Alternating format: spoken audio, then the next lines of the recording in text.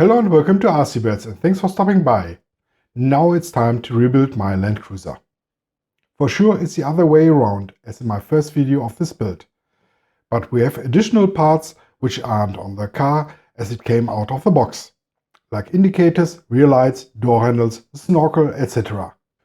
But before I start, let's have a short look on the things I had done off camera and what I like to do before the rebuild starts. I painted the inside of the front lights in flat aluminium and the window frame with a black Sharpie. This took several times, so the color covers completely. And then we have the paint job. I have to admit, it's not one of my best works.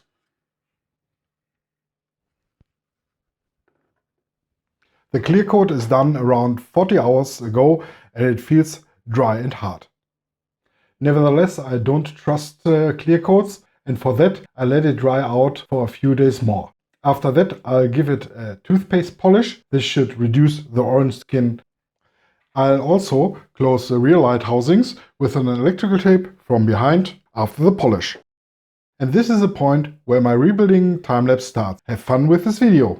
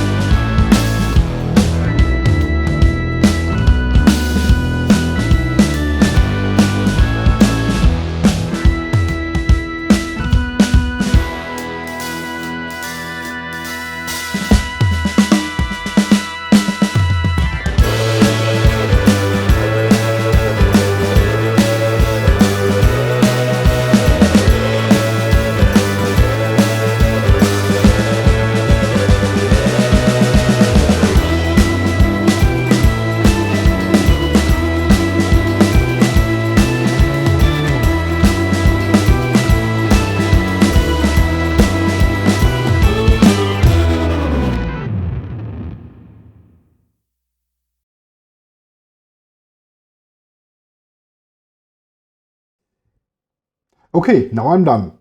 At first I have to say you get a great RTR RC car for just 60 bucks. Officially licensed by Toyota and with everything you need right from the start. The car has a lot of details. And for the price, even the bad steering angle and the stiff suspension can be accepted. The only thing that's really bad are the stickers. The glue can be seen, but you don't have to put them on. If you want a good looking crawler for running it time after time, you're right with the MN82. I decided to change my car in two ways. The first was the upgrade kit. It isn't available as a set anymore or at this time. You have to collect the parts separate. You should get 3 colors: silver, black and red. I have the red parts. The kit lowers the point of gravity by adding weight and also improves the steering angle a lot. I also heard that the original drive shades might cause some issues like bending or skipping. With the new metal ones, this should be eliminated.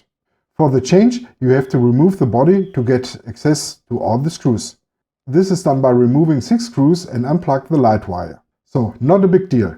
In addition, you have metal axles and rims, also adjustable steering linkages. The rims are metal too, and the tires have a bigger diameter with bigger blocks on the running area. I hope this might help a little bit more on crawling than the stock ones. Unfortunately, you get no improvement in the suspension or more flex after installing the parts. My second change was the color. I asked you in the community section of my channel, you wanted it, so I did it.